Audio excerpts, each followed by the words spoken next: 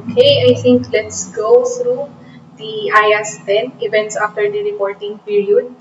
So it's just a 12 pages standard statement. Okay. So let's go through this. Mabilis lang naman to. And as I have remembered, maybe you have discussed this during your financial accounting 3. Yes. So, okay. Mhm. Okay, sige, diretso na tayo sa sa discussion points, no? So, as to this, what is the objective of IAS 10, events after the reporting period? So, the objective is to prescribe what? When an entity should adjust its financial statements for events after the reporting period. So, ito yung nagkakaroon tayo ng consideration whether um, for example, merong sasabihing transaction and then it is for us to determine whether this should be adjusted or not in the financial statement or as to the accounts and amounts for that period. And then it is the objective also of this standard is to prescribe the disclosures that an entity should give about the date when the financial statements were authorized for issue and about events after the reporting period. So, isa sa pinaka-cut-off natin dito as to consideration is not just hindi yung cut-off natin does not rely only to the December 31 in case ng calendar year financial statement. Hindi lang December 31 year end ang consideration natin, but also as to the date where the financial statement is authorized for issue. So, ito yung date na kung saan nag-agree yung board of directors ng isang company to issue the financial statement. It is the date wherein they authorize it for issuance or for reporting or for showing to the public. So, ito yung date na nagkakaroon pa rin ng discussion with the board as to whether okay ba sila sa mga naging adjustments or reports or figures before finalizing it and filing it to the SEC or to the BIR. Okay. The standard also requires that an entity should not prepare its financial statements on a going concern basis if events after the reporting period indicate that the going concern assumption is not appropriate. Okay, so ang ibig sabihin nito, sige, let's try to show this one. Okay, yeah.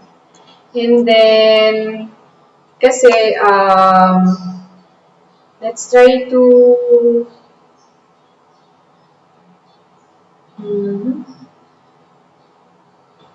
sige. Let's try to have 3 points sa timeline na to.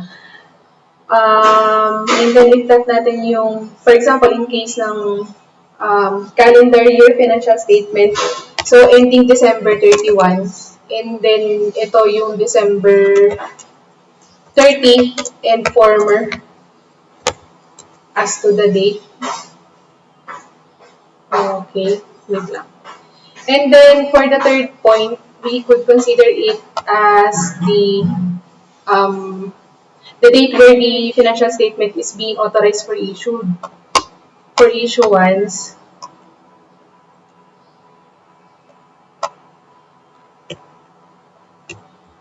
Ito. So any transaction that may happen during this December 31 year end up to this date where the financial statement is being authorized for issuance, then you may consider is whether it is reportable, or whether it is adjustable to the financial information of the company based on the criteria whether mamimit sila, which have been discussed here sa standard statement na to. So, okay. Let me just share here December 31. Okay. And then,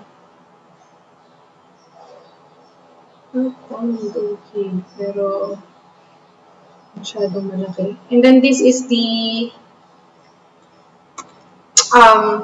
authorized for issuance. And then ito yung prior to December 31. So, okay. So, as I have mentioned earlier, pagka nagkakaroon kayo ng mga consideration as to classification, whether an event should be reported or disclosed or adjusted to the financial statement, kindly have the initiative to draw a line like this and then i-plot nyo to. And then, ang consideration nyo kasi dyan is, okay, for example, an event that was being discussed happened here. So, syempre, before December 31, and the December 31 is your cut-off. So as to say, dapat lang talaga na naka-report yan. Kung ano man yung nangyari dito, di ba? Dapat nandito yan. Kasi, it happened before December 31, and your report, ang cut-off is December 31. However, if and only if there were significant events that happened during or in between of this December 31 until the financial statement is being issued, okay, so kindly apply the standard as to their pronouncement kung ano yung magiging treatment. Depende sa degree ng impact or sa whether kung gaano siya ka-relevant sa user ng financial statement. Okay, sige. As we go along, we could give maybe example as to this, no? Sige. So for the meantime scope, the scope of this standard shall be applied in the accounting for and disclosure of events after the reporting period. Reporting period na tinutukoy dito is yung December 31. Okay. And then for the definitions, again, I will always emphasize this to you, that you have to familiarize with yourselves those definitions that are enlisted in the standard statement for you to be at some point reminded kung ano ba talaga yung mga exact definition based sa standards ng mga terms na to. Okay, kasi there were times kasi na yung mga words na to na ginamit sa books, the way it was being interpreted by the author might be different as to the presentation in the standard statement. So, ayan, kindly revisit that part. So, as we go along, let's go through this recognition and measurement. So, in this part, dinefine yung adjusting events after the reporting period. So again, reporting period, ito yung cut-off natin. Ito yung considered as period end. So in our case, kung calendar year man yan, so it's December 31.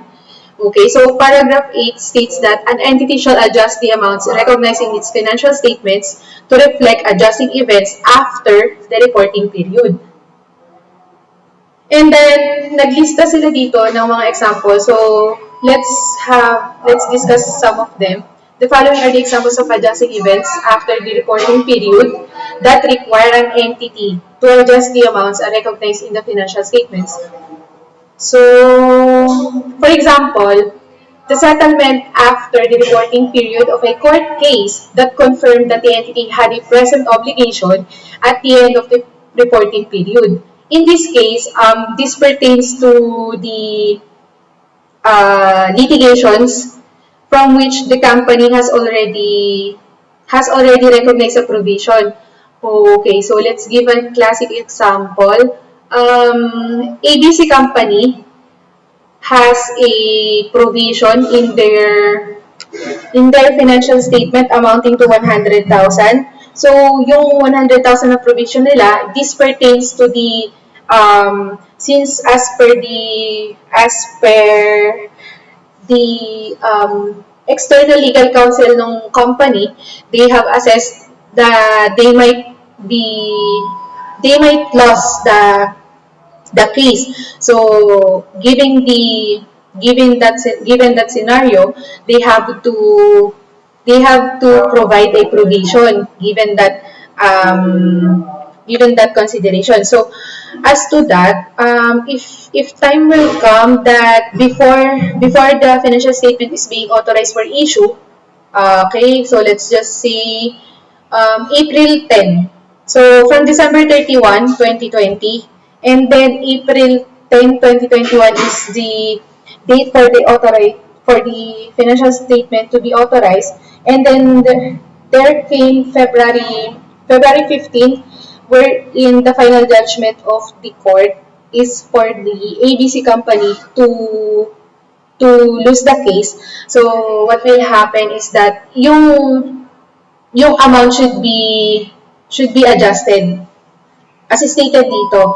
Kasi 'di ba, that's also in consideration with IAS 37 for provisions and contingent liabilities and contingent assets.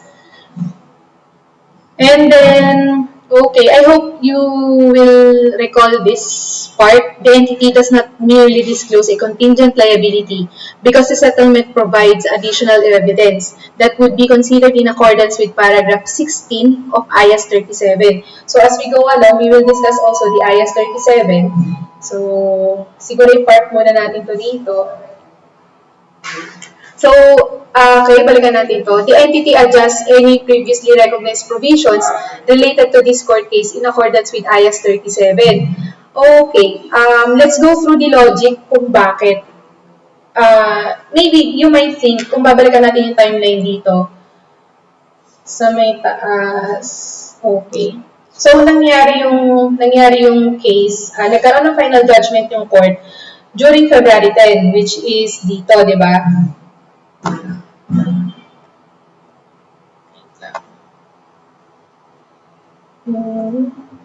Dito. So, final judgment of the court. So, dito, nangyari, February 10, na ABC company loses the case. Pero, as of December 31, meron silang nakareport na provision amounting to 100,000.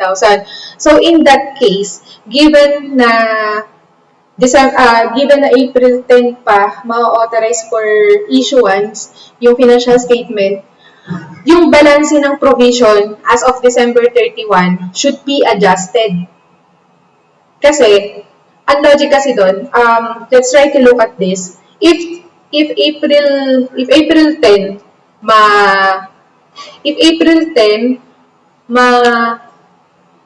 ma-authorize for issue siya, and then April 15, i-file siya sa BAR or i-file siya sa SEC, if ikaw yung user ng financial statement, and then makikita mo na may provision na 100,000 pesos, ang assumption mo right away is that the company is currently facing a litigation from which they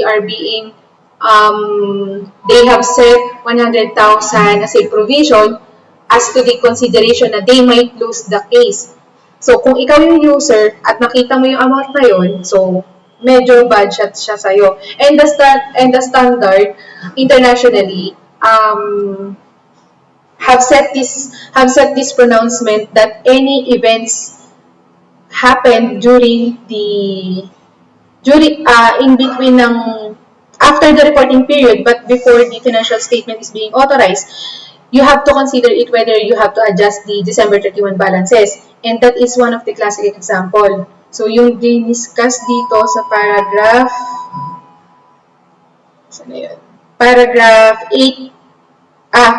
9A. Okay.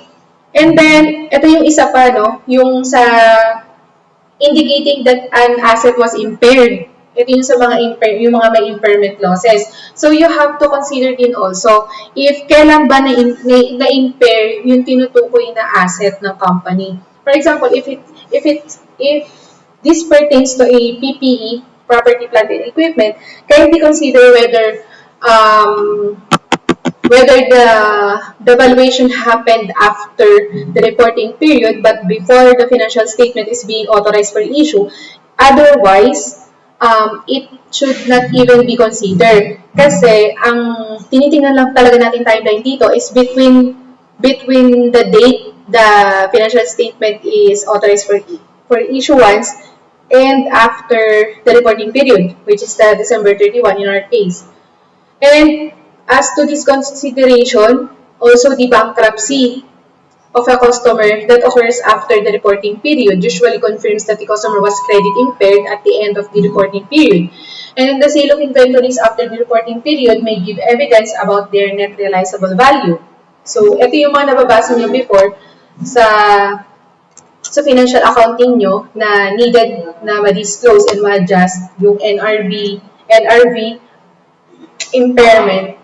So, ayan. As you can see, kung titingnan mo lang siya on a on a classroom level, on a classroom setup, hindi siya ganun ka big deal. Pero as you go through the profession itself, whether kayo man yung maging preparer or kayo man yung maging user ng financial statement, you will know that this form part of the financial statement that might give an impact dun sa decision that a user would come up. So, kaya dapat, as much as possible, you have to familiarize yourselves with the concept. It doesn't mean na you have to memorize each word sa standard statement. Guide nyo naman to. So, mababalikan nyo siya. You just have to revisit this in consideration to your review para at least when you go through your board exam, at least prepared kayo. So, and okay, so another one that I want to highlight is the discovery of fraud or errors that show that financial statements are incorrect. This should also be adjusted. Kasi if hindi mo i-adjust yan, pero yung amounts na naka-report is hindi na pala tama or may error. So, di ba, the financial statement is not faithfully represented. So, dun pa lang sa qualitative characteristic ng isang financial statement, hindi mo na na-meet yung criteria. So, ano pang sense ng financial information as to that? Hindi na siya useful. Diba? Okay, so let's go through this. Non-adjusting events after the reporting period. An entity shall not adjust the amounts recognized in its financial statements to reflect non-adjusting events after the reporting period. So, for those events that happened after the reporting period, na not-adjusting naman sila, so you don't have to adjust those events or those amounts. So, an example of a non-adjusting event after the reporting period is a decline in fair value of investments between the end of the reporting period and the date when the financial statements are authorized for issue. So, for example, a financial asset at profit or loss. Ang valuation kasi natin dito, di ba? At the end of the reporting period, it should be valued at fair value. Any changes that will happen before the cut-off, December 31, year-end, you have to consider that into the amount being presented as of December 31. However, after that cut-off, kung ano man yung maging change, either tumaas man yung fair value or bumaba, hindi mo na kailangang i-adjust yung amount. Kasi ang valuation natin is fair value at the reporting date. Okay. But again, please kindly do not forget to consider the accounting policy of the company kasi minsan may say din talaga yun. What if the company, the accounting policy of the company is not to value the investment in fair value? So, you have to consider also that. Kung ano yung magiging impact nun. And dividends. Okay. So, if an entity declares dividends to holders of equity instruments after the reporting period, the entity shall not recognize those dividends as a liability at the end of the reporting period. So, okay. This is also another confusion sa practice. Pero, as early as now, kindly take note of this. If ever na mag-declare ng dividend ang isang company after December 31, so kung ano man yung dividend payable, that should be recognized. You don't have to adjust in December 31 na balances. So, kung kailan siya dineclare na year, doon mo siya i-recognize as liability. Doon mo rin i-adjust yung related retained earnings. Okay, and kindly revisit the paragraph 13. Let's go through this going concern. So, an entity shall not prepare its financial statements on a going concern basis if management determines after the reporting period Either that it intends to liquidate the entity or to cease trading, or that it has no realistic alternative but to do so. Okay, ang ibig sabihin lang kasi nito, by default kasi, ang financial statement is being prepared on a going concern assumption, wherein ina-assume mo that the company will stay on a foreseeable future. It will stand alone on a foreseeable future. However, if the management has plans to liquidate or to declare bankruptcy, well, hindi na appropriate yung going concern basis, which is more or less historical basis na ang dapat na maging presentation ng mga amounts sa financial statements.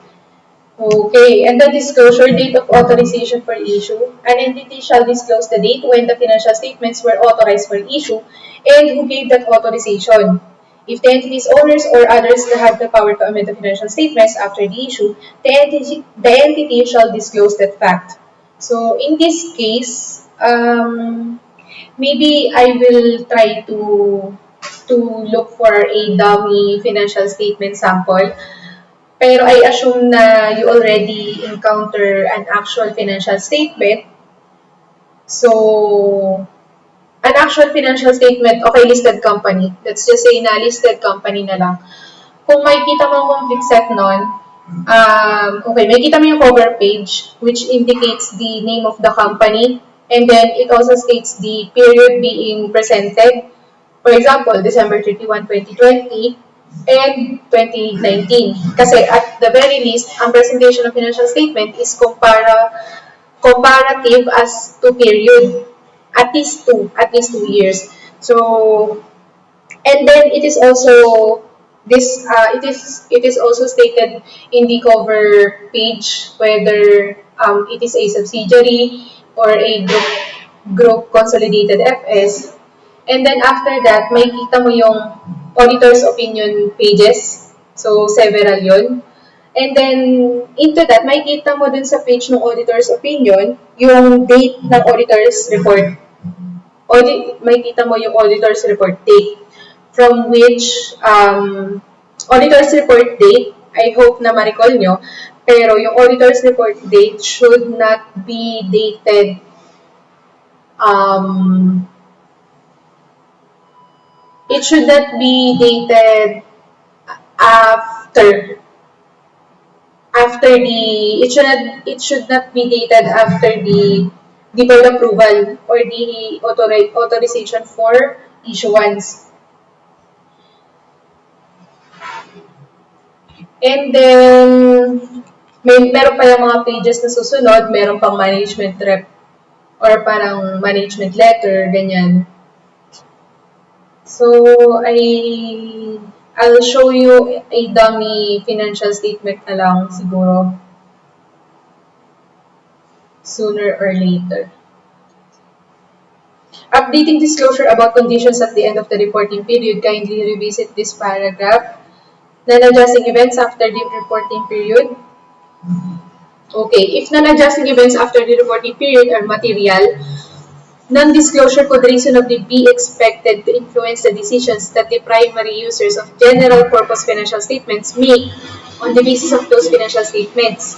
So, ito yung sinasabi natin na we have to consider yung impact or whether the events is material as to the decision or whether it will influence the decision of the user ng general-purpose financial statement.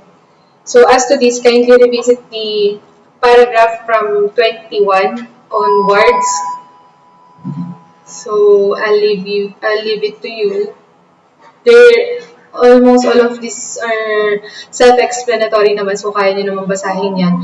And then, after that, itong paragraph 23 and so on, you don't have to memorize them. Ito naman for, for history na nung IAS10.